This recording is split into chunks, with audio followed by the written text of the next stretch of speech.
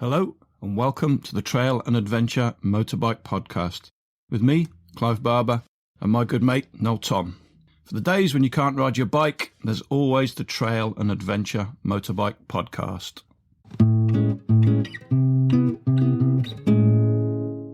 Hello Tampers, welcome back again. Quite an exciting episode this one, I think, hopefully. We're joined by Thomas Hansen of Norway, who's going to talk about himself a little bit and tell us about some of the best places, when to go to Norway and that kind of thing. Sit back, relax and enjoy. Being invited to this is quite odd for me, to be honest. The invite came out of doing the podcast. I'm just trying to think of ideas of things to do, really, and trying to do something a little bit different. Recently, there was something in the press in the UK about a new ferry running from Holland to Denmark. Yeah, that's correct. I heard the same news. So hopefully that will happen. So that kind of spot. Well, maybe we should do some kind of Scandinavian special to tie in with that. So I've got in contact with a couple of people that listen to the podcast in Denmark. I still need people in Sweden. But yeah, I thought it'd be good just to go through the four countries and talk about the riding in each of the countries and things like that. But yeah.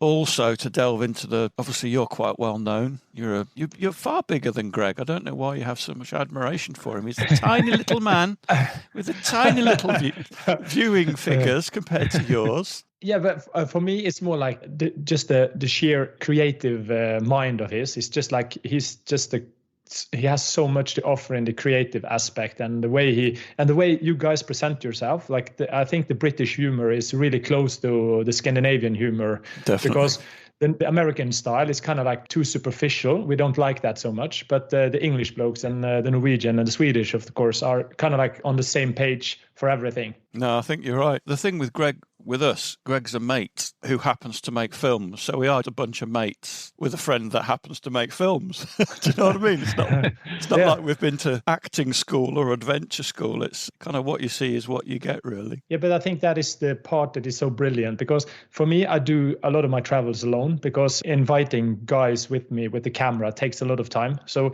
have people that are patient enough for me to do all the filming stuff is kind of hard for me. But you guys is kind of like the bonding, the natural flow of you guys speaking, talking trash to each other just on a friendly level is kind of, I think that is the kind of the head of the nail when it comes to just entertainment, because it feels so genuine. It feels so, I think a lot of people can relate to that in the motorcycle community, to be honest. Yeah, it's nice to hear, really, because I often feel quite nervous, certainly with the podcast, about putting yourself out there, and you may feel the same, because you're presenting yourself as a thing, and it becomes a thing, and it's quite easy if you put your personality out there for people not to like you. Oh, yeah. It always worries me that you're going to get kind of loads of negative feedback, and these guys are absolute twats, especially that fat one with a beard. He's an idiot. But thankfully, we haven't really got that yet, except from each other. I think everybody will come to a certain point where they get so popular that people start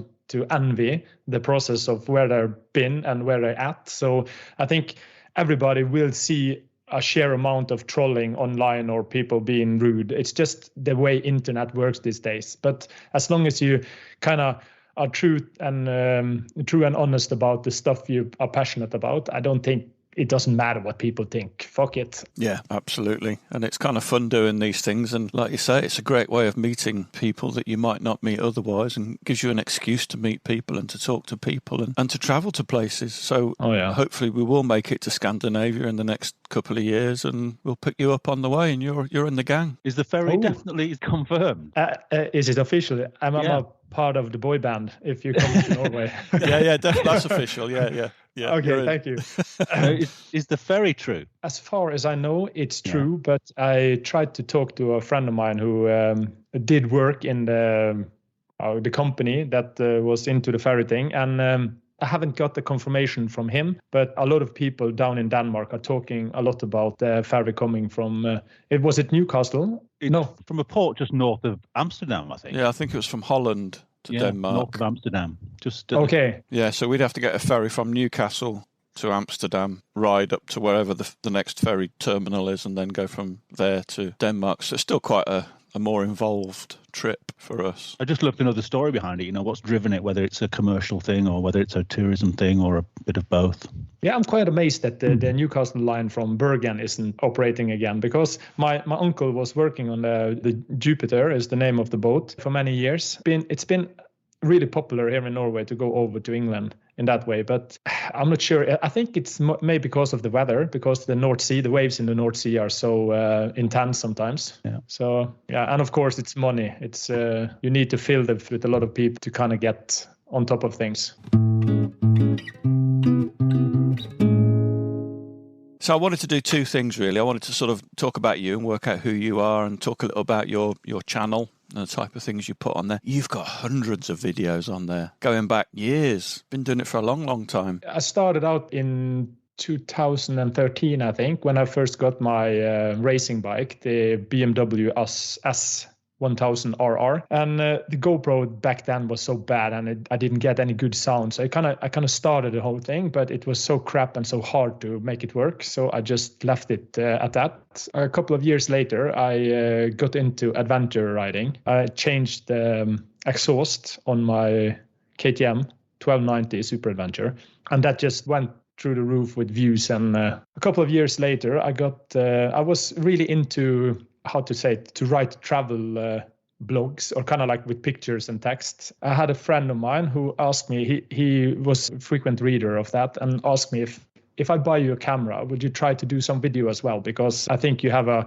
passion for storytelling. So I want to see how you can do in video. And I was, yeah, of course, no problem. And 2 weeks later, the joke was on me, because he stood on my doorstep with the camera and said, come on, bring it to video. So I said, oh, what to do? So I started just looking through YouTube and see what kind of videos, me personally, what I liked, and that's how I found Greg and the video with the whole Trans-Euro Trail stuff. And that just fueled something in me. It was a spark that just, so that was kind of the whole process of it starting. After that, it was just learning by doing. I hadn't a clue of what I was doing. It was just, okay, this camera works like this, and I've been doing photography since I was a kid, so I had some ideas of how camera works, but still to do video is a whole nother ball game. It's just so much more into all the details compared to photography. So yeah, that is kind of how it all started.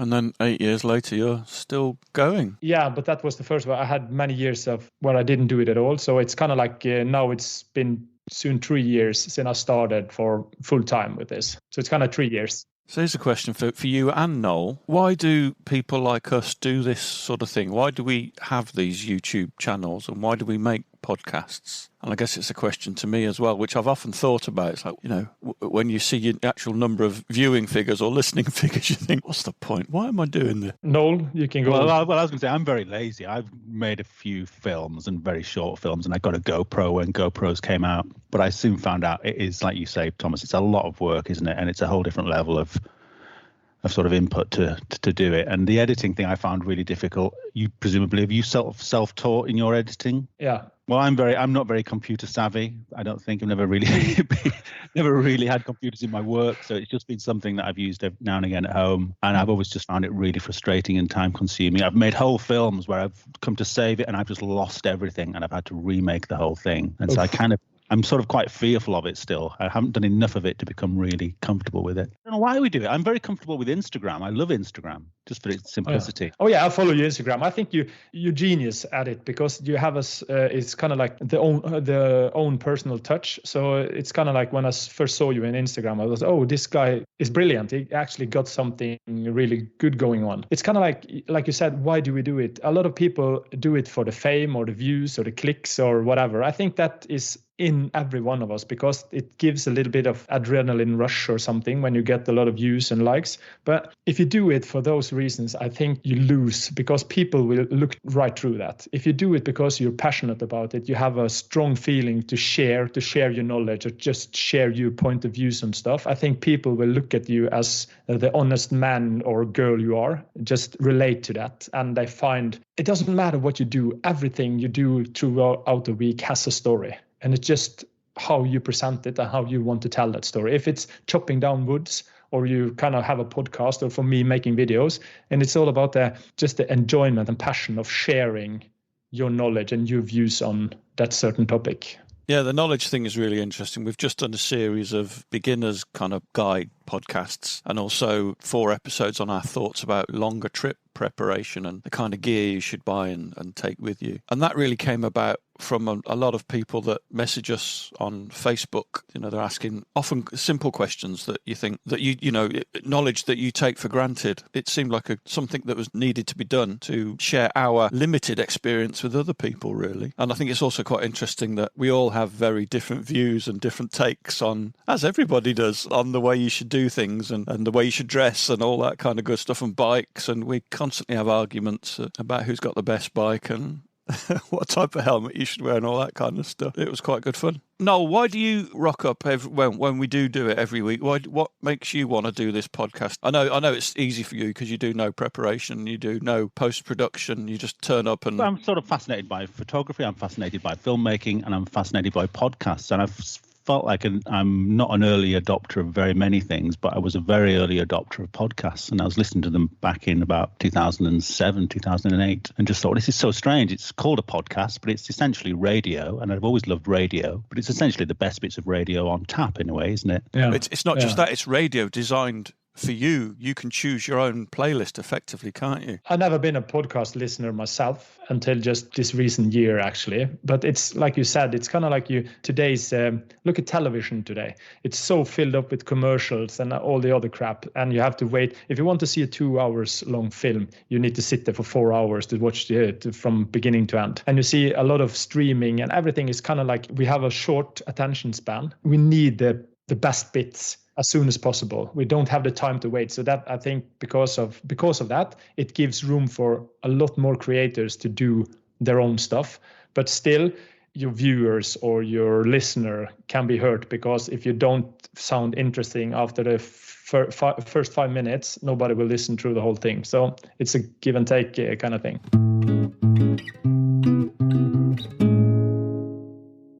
Can we talk a bit more about you, Thomas, then, about how you came to motorcycling, and were you riding bikes as a kid? Well, let's even go back a bit further than that. Tell us who you are, your family, what you do, because what you do for a living, I think most people would possibly be quite surprised about. Any other hobbies you do, that type of thing? You know, I really hate talking about myself. It sounds kind of weird. People who know me, that, yeah, sure, but it's kind of like here in Norway, especially a lot of Norwegians are we don't like to brag about ourselves. And I always felt like talking about myself is kind of a way of bragging. But well, you're on a podcast now, you have to. Yeah, I do understand that, but it's kind of weird. But yeah, I have a girlfriend that I live with. We have a kid together. He's 8 years old now. I work as a firefighter, USAR rescue leader here in Norway. It's kind of like an urban search and rescue team. So we do everything from rope access to demolished buildings and the landslides and all that kind of stuff. That is kind of my main job. And I have... You're a hero full time.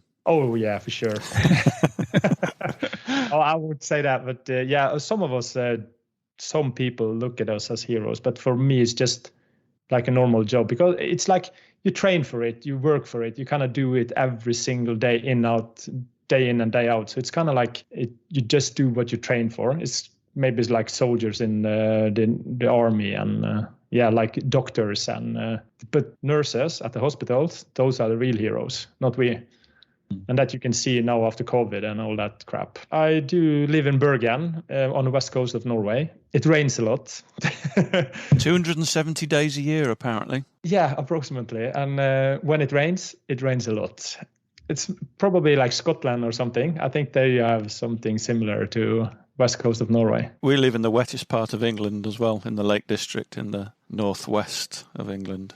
And when you say it's got this wetter statistic, Thomas, but does it feel like a wet place to live there? Oh yeah. Yeah, especially for me riding a motorcycle. It's kind of like you really need 3-layer Gore-Tex. I see some people, the layering system, it's so genius, it's so lightweight and everything. And fuck that, when you need to go stop your bike every 5 minutes and take on and off the layering to keep warm. And it just doesn't work here. So we have 4 seasons, about all the year through. So I have this fantasy about living in Scandinavia, and so riding a motorbike in the summer and having a snowmobile in the winter. Would that work where you are? No, snowmobiles, it's kind of like off-road riding in Norway are strictly forbidden. And the same with the snowmobiles, because we are really careful about our nature and all that things. So there's some marked places where you can ride towards cabins and in the mountains, but and of course in the ski resorts. But apart from that, you can just forget about it. No, I was going to say I once rode up through Norway, and it did seem like there was different weather in every single valley. That struck me, that if you were in a wet place, you'd go through a tunnel and you'd come out in a completely different weather system on the other side of the mountain. But also I was going to ask you about the bike culture, because all I saw in Norway was Harley Davidsons. Oh, it was? Yeah, I didn't see any adventure bikes at all. Everyone seemed to have a cruiser or a Harley Davidson, predominantly a Harley Davidson. Is there a big Harley culture more than an adventure bike culture? I don't think so, because I'm in the adventures segment myself. It's kind of like a lot of the times you see Harley Davidson riding up to Starbucks, as it's so popular to say. And those kind of get together and meet up at the places where the local motorcyclists are hanging out. But the adventure rider or the adventure group is kind of more spread. They go for longer trips. And so if you're out riding a lot like me, I do see much more adventure bikes than I do anything else. Right. So I think it depends on where in the city you or in Norway you are. Is there a national? We have the Trail Riders Fellowship in the UK, or in England anyway, which is an organisation. We basically campaign to keep trails open. We also will work on the trails as well in conjunction with the various local authorities to do maintenance work on the trails. We make sure that we can continue to ride where we currently can ride. Is there anything like that in Norway? Well, yes and no. There's a kind of like a club in Norway we call Off-Road Touring Club, and you pay 200 Norwegian, also 20 pounds, to kind of be a lifetime member. And we arrange like gravel roads and gravel meetings and do some of them are part of the Trans-Eurotrail team. And a lot of the gravel roads in Norway are owned by landowners. Most of them are private, or the ones that not private are owned by the government. So they have to keep that clean, and a lot of the gravel roads in Norway are toll roads, because of the farmers and the landowners use it for taking out woods there's no. It's not the same, but it's still people working on the trails every year, all the time, like putting on new gravels. And how do you pay the toll for the road?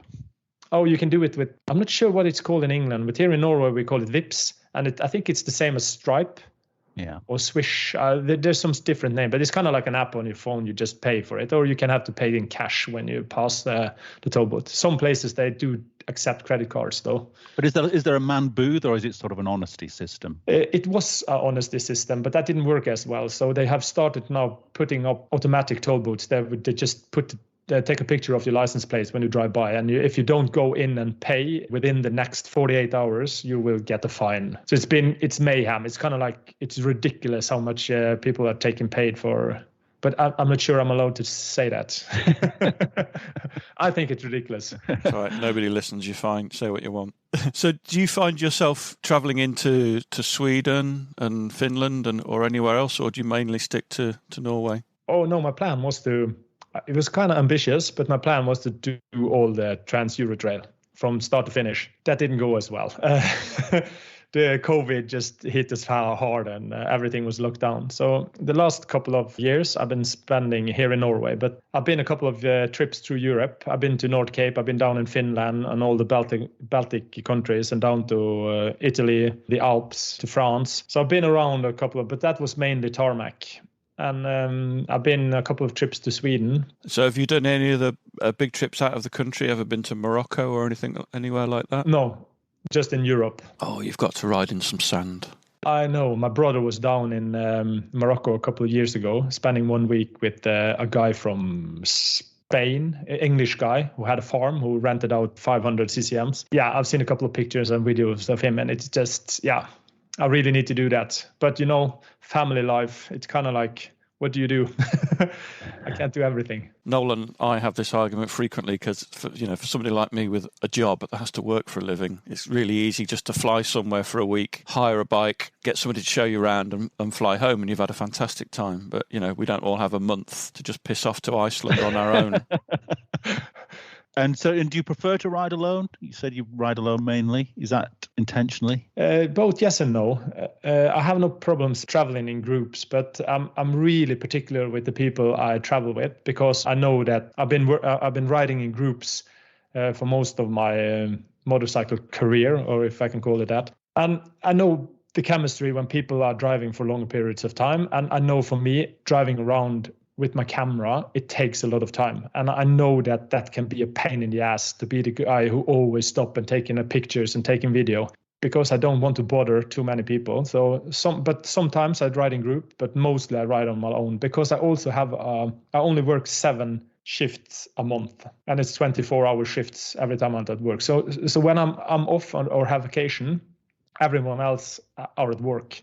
Yeah. So I spend my time on the roads alone, because I can't sit around waiting for people to get back from home, because then the day's gone. So what's in the parking garage at the moment, motorbike wise? No, I only have one bike at the moment. I have 790 Adventure R. So you transitioned from a BMW sports bike, then you went to a 1200 KTM, was it? Yeah, first I went to the 1290 Super Adventure, because I thought that was the king when it came out. And I was so stupid, I went down to the local dealer and tried a BMW GSA, the adventure model. And it was kind of like, it fit me so much better than the KTM 1290. And that was the first one, the white one, the first one that came out. So it's kind of like it was something weird about the handlebars, and I wasn't so much into adjusting the bike to my preferences. So I found that it was much easier to just change bike, buy a completely new one.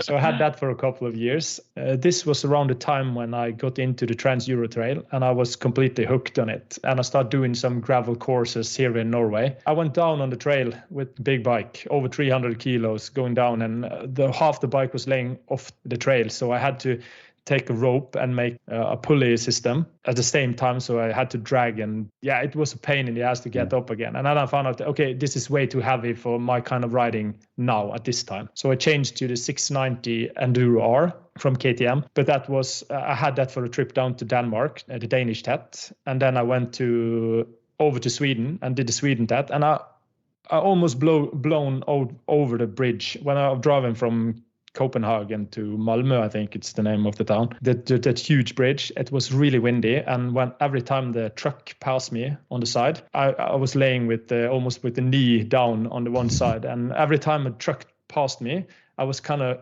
forced to go over. So I almost died that time. I almost felt like that. So then I just found out, now I can't have, because I'm so in love with adventure riding. I'm loving riding around on longer trips. And because I live in the West Coast, and most of the gravel roads are on the east coast of Norway, I have the east part of the country, I found that I need a travel bike, but I need a gravel bike as well. So the 790 was kind of like the jack of all trades for me. So I'm assuming a lot of the trails you ride, then the ones you can use, they're not particularly technical. They're not like trials sections. You don't have big rock steps or anything like that. Nothing like that. It's more like gravel roads, fast gravel. It's more like, I'm not, if you've seen some of my videos, it's kind of like that style for almost everything. Are there many old passes in Norway? You know, in the Alps, you'll go through a tunnel, and on either side, you'll see an old pass going over the top of the mountain. There's so many tunnels in Norway. Are there old passes that still exist? Yeah, about approximately every tunnel has an old pass that you can possibly take, but there's a lot of rock falls, some of the places, so you should be careful with riding there. And what are the camping rules in Norway? There are none. Right.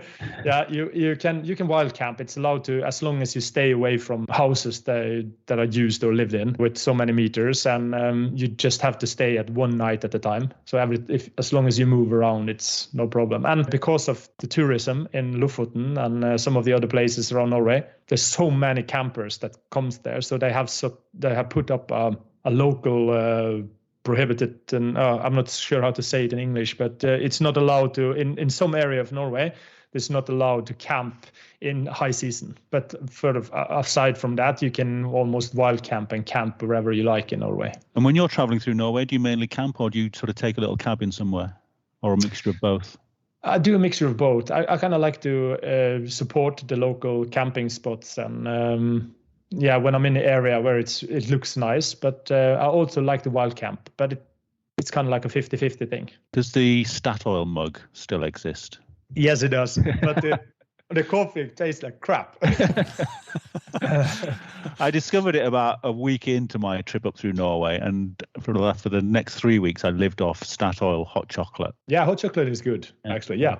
But you guys don't drink coffee. You drink tea, don't you? Yeah. Have you heard of the Statoil thing, Clive? I haven't, no. It's an oil company, a petrol station company. So you buy the mug. They change the design of the mug every year very cleverly. But for the year that you have it, you can walk into any garage guilt-free, not even need to buy. All you see is blokes walking into garages, coming out with a mug of something. So you can just fill up that mug at the coffee machine for 12 months.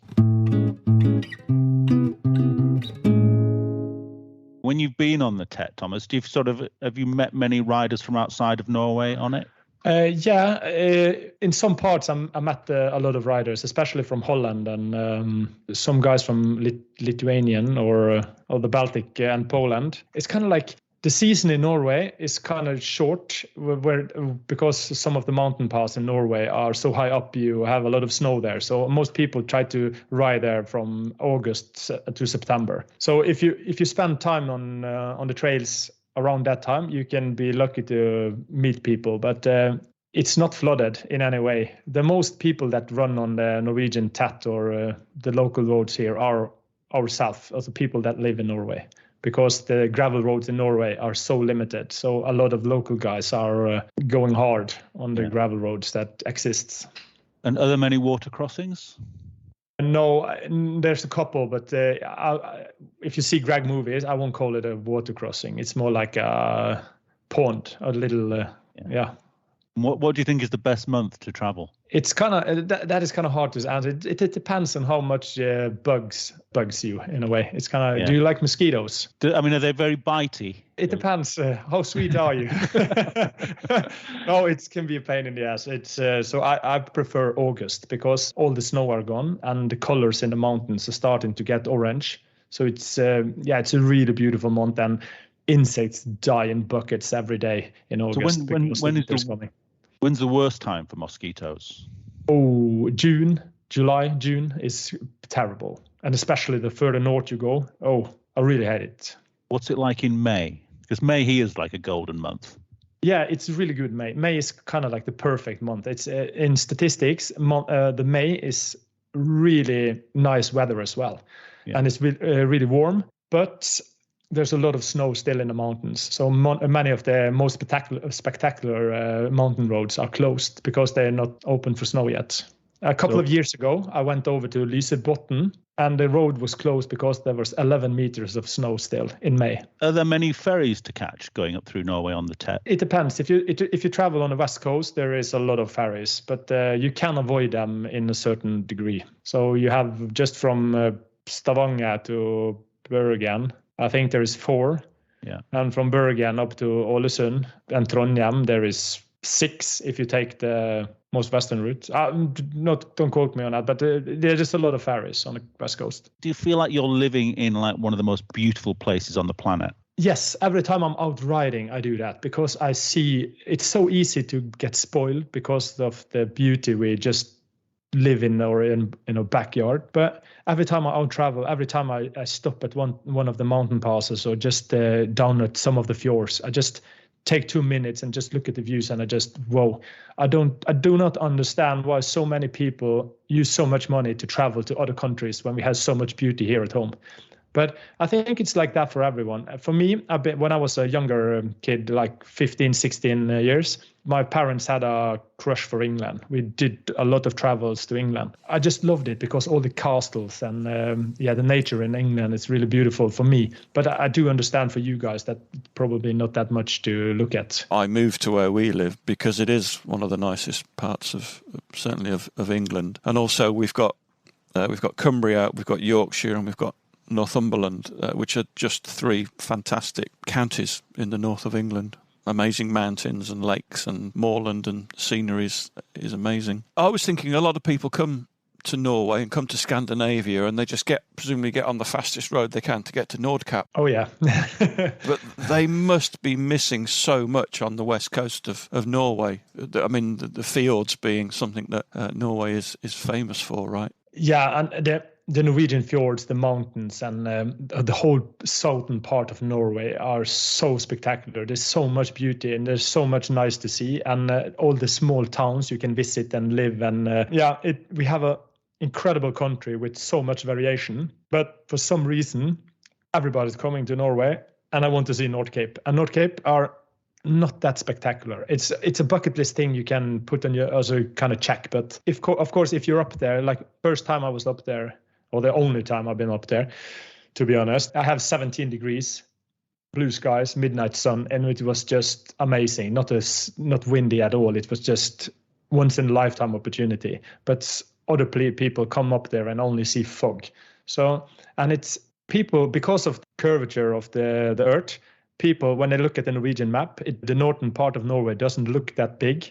But I promise you one thing. If you start driving from Tromsø to Nordkapp, it takes you a while.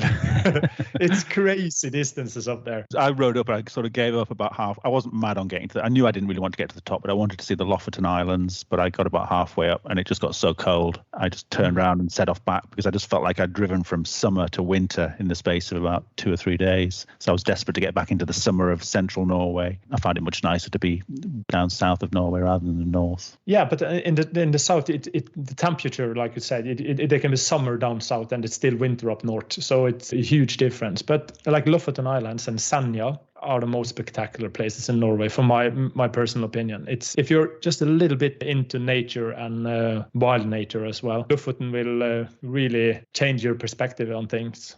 And the cabin culture, I just noticed there's so many cabins. Does everyone in Norway? It looked as though everyone in Norway had a cabin. Everybody has a cabin because we are so few people, and everybody kind of didn't have the money, or how to say it, before we have oil.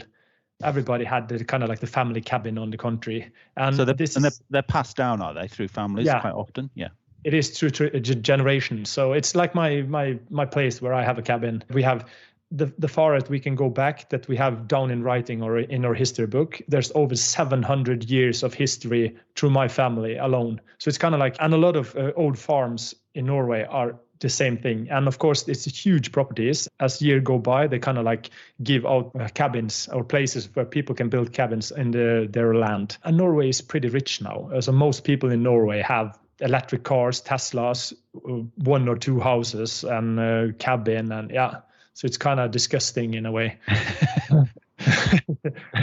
It is one of the most sustainable countries in the world. Yeah, so I heard. One of the other things connected to having a high standard of living is Scandinavia as a whole is famous for being expensive. Oh, yeah. Important things. How much is a pint of beer? We don't call it a pint. I think it's 0.6 in England, and here in Norway it's 0.5. £3 for 1/2 liter in the general store. If you go outside in the city center, like here in Bergen, if you're enjoying a beer outside in the city center, you can probably pay around £10 just for one beer. Is that a lot, Clive? I haven't bought a pint since 1984. Is that a lot? It's not even that expensive in London. Right. That's how expensive it is. Yeah, it's insane. But keep in mind that if you're a Norwegian living in Norway, having salary in Norway, and spending money on everything here in Norway, it's not that expensive if you compare it to other countries. We're actually not that expensive at all. But we are, some of the numbers may be wrong here, but we are 40% more expensive than general Europe when it comes to food prices. But our income are also 60% more than the general in there's some number, you can have to double check that, but for the tourists from how to say it, lesser countries coming to Norway, it can be expensive. But there are easy ways past that. You don't have to go to the city center to eat. You don't have to drink outside. You can go to general store, grocery stores, and buy your food, cook them in free camping. If you're wild camping through Norway, it don't cost you a penny. So compared to if you go down to Germany and try to camp there, you have to pay for the place you put your tent, the tent and the parking spot, and per person that lives there. So it's kind of expensive compared to Norway. And to get a little cabin on a campsite, how much would that cost now? Oh, it depends really on the how big the camping spot is and where in Norway it's located. But everything from £40 to £60 in general. How much is a litre of fuel? £2. Pounds and euro are the same, isn't it? Yeah, pretty much. Yeah, I think there's 84 pence to €1, so it's about the same. Yeah, we'll just have to bring whiskey with us. You do that. I can bring something really special called Viking champagne. Viking champagne. Yeah, it's apple cider from Hardanger. It's almost like apple juice with alcohol and bubbles. Sounds good. So you get a little bit tipsy on it if you drink too much. How do you say utepils? Utepils. Utepils. That's an outdoor beer, Noel, for your benefit. I've been reading up. I've been researching. I wanted to ask you where you learnt your English, and I'll tell you why. Because every now and again you sound very northern English. Well, I think that's, we Vikings went down to England and did some, and went back again. So probably we sound more like him than him sounding like us. No, I think it's more like I do have a tendency to talk like Norwegian English. We kind of say the word that we think. It's kind of like not what's the time? You would say, what's the time? We say we can be dumb enough to say what's the clock because it's a clock you watch looking at. So, but we learn English at school, and of course we are influenced by everything else on TV and American shows and stuff like that are in English. So most of us are quite good in English and talk English well and makes ourselves understand really good in English. But a common misconception in Norway is that a lot of people think that all Norwegians talk good English. But we don't. A lot of the older ones really struggle. So it can be rude to presume that everyone in Norway talk English. Because I got a question from a girl that was interviewing me the other day, Anna Krasnikova. I'm not sure her last name. She's a world traveler. And she asked me about that. Is there something you can do in Norway to insult us? Is there anything you can say? Like in some countries, you can't do this in England. It's kind of like fuck you, isn't it? Yeah. You know what? Yeah, or that. Yeah, that's up yours. Yeah, here in Norway, that's one the finger. Same. But this 2 fingers. Good to know. Yeah. But in Norway, you can take a piss on everything. Actually, it's even our king you can make fun of it because he has a little bit of a lazy eye. So some people think that is fun to joke about, and I don't think Norwegians take life that serious. But there's something you don't do. You don't mess in the queue. If you're in line for something, you wait in line. Do not try to sneak in front of anyone. Then you get kicked in the head. That's very British as well. That must be where we get it from. From the Vikings. But they weren't very orderly, were they? They just came over and raped and pillaged and gave us half of our language. Pride, forgive and forget. Forgive and forget. Yeah. Okay, let's move on. Yeah, fair enough. Kiss and make up. Tell us a little bit about your YouTube channel, because you do quite a few different things on your YouTube channel. I watched a lovely video the other day about your 5 top recommendations for things you should take with you. And I had 4 of them. Oh, you did? The exact same thing that you had. What didn't you have? The Patzel headlamp. I didn't haven't got the heated jacket. You're old enough to buy a heated jacket. I'm fat enough not to need one. Oh, yeah. I'm not going to go into that.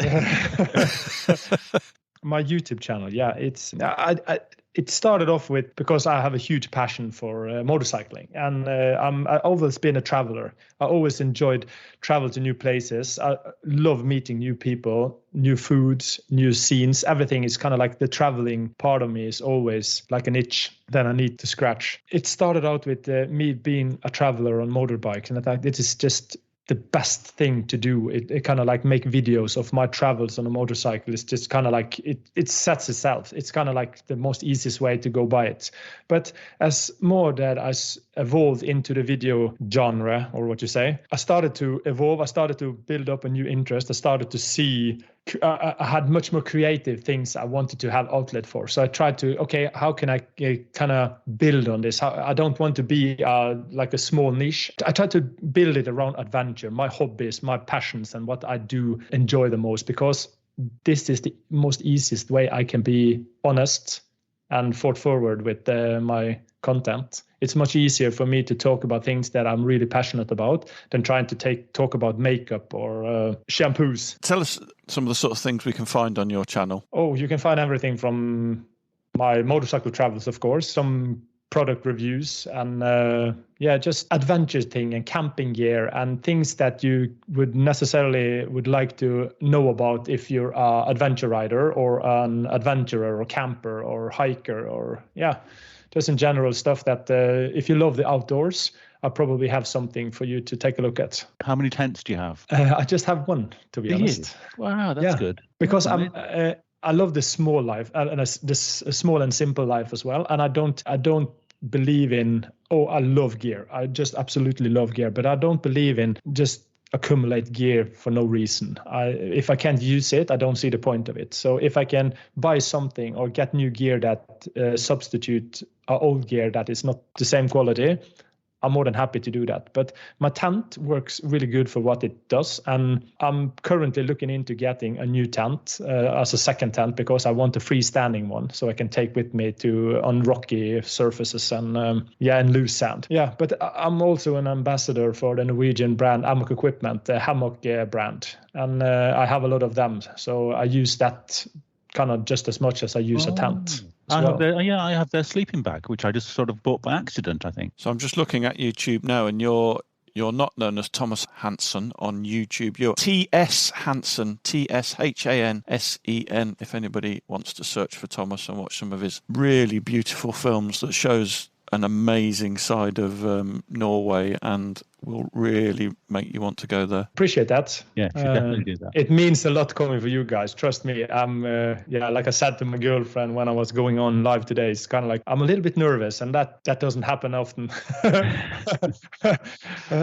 Yeah, that's what I said when I came down. Exactly the same thing. Yeah, I'm a little bit nervous. Yeah, this is somebody I've just known off the internet for quite a long time. We get that. You don't see the messages possibly, Noel, on Facebook, but we quite often get people messaging us and saying, I feel like I know you from watching Greg's films and from listening to the podcast. And I kind of felt the same with Thomas, really, because I've watched enough of his content to feel like I do know him, really. You do very well on the hashtags, Thomas, don't you? I've noticed. Because I use a lot of hashtags, I get a lot of companies reaching out to me for brand and deals and want me to be an ambassador for their products and stuff like that.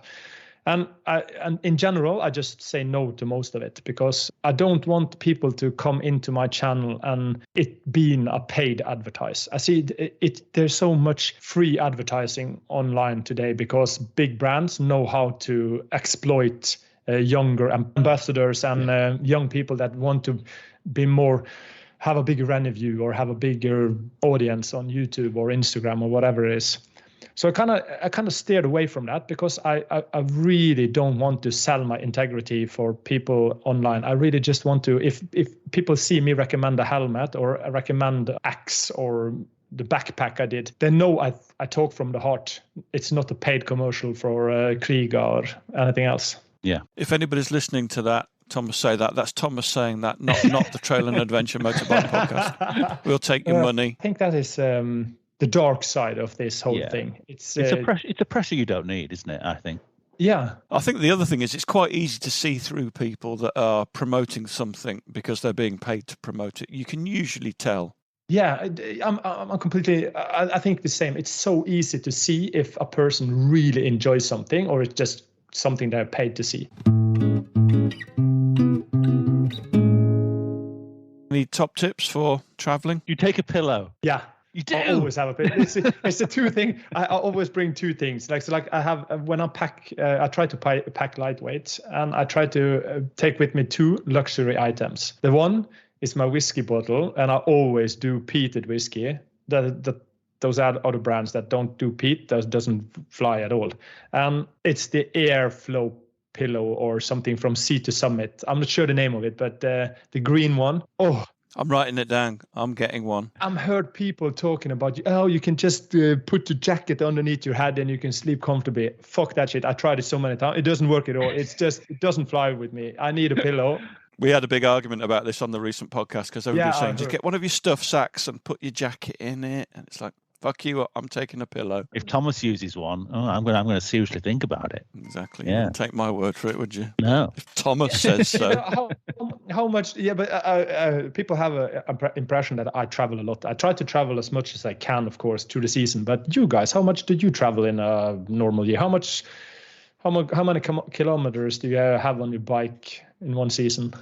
We've got two very different answers, one from me and one from Noel. Noel basically is retired.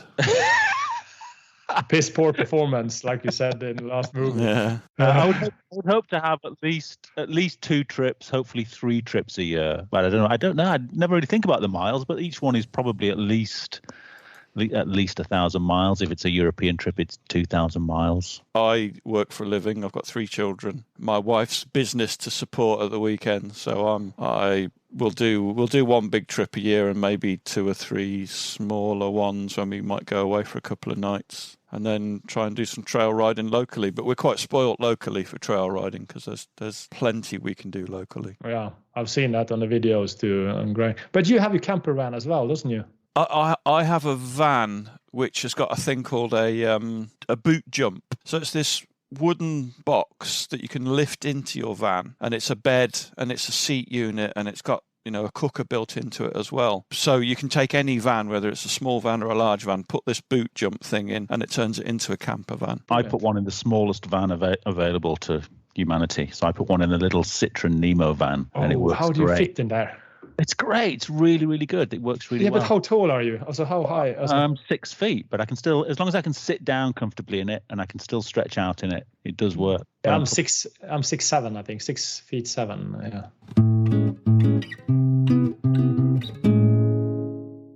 UK is on my top 3 on my bucket list at the time, so I hope to do UK in the next couple of years, without a doubt. Me and my brother probably will.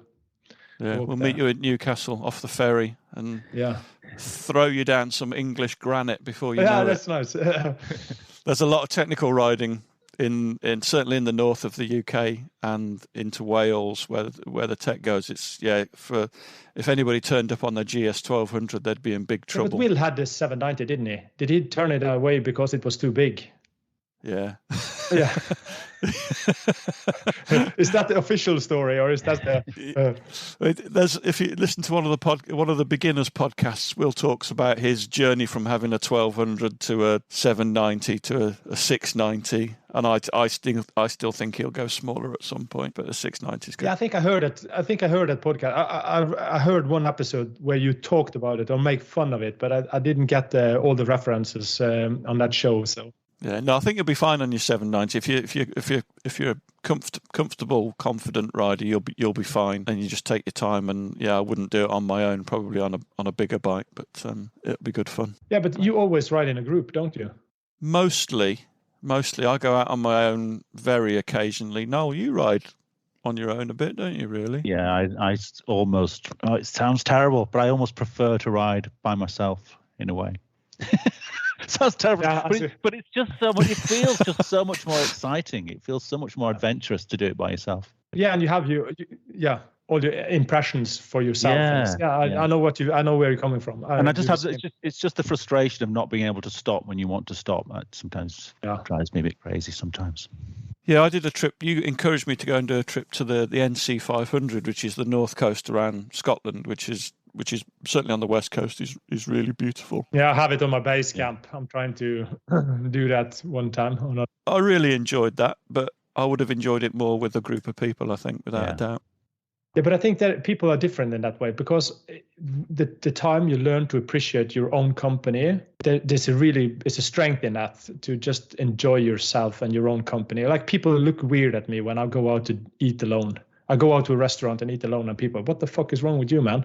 And it's like, I do understand that, but if you're not confident in enjoying your own company, I think you miss out on a lot. I don't say it's wrong or right or anything. I just think more people should just take the time to learn to enjoy their own company.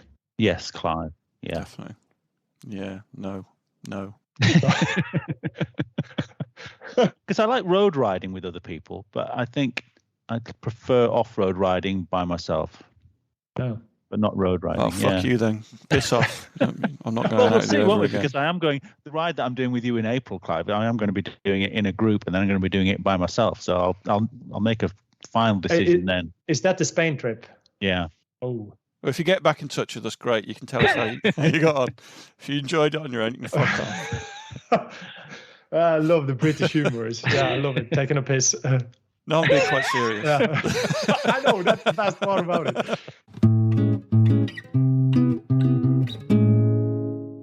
So that's the end of part 1 of our Scandinavian special. A massive thank you to Thomas for helping us understand a little bit more about Norway. Next week, we're going to be joined by Robert from Nomad Sweden. Yeah, we're going to talk about Sweden. Look forward to seeing you then. Cheers.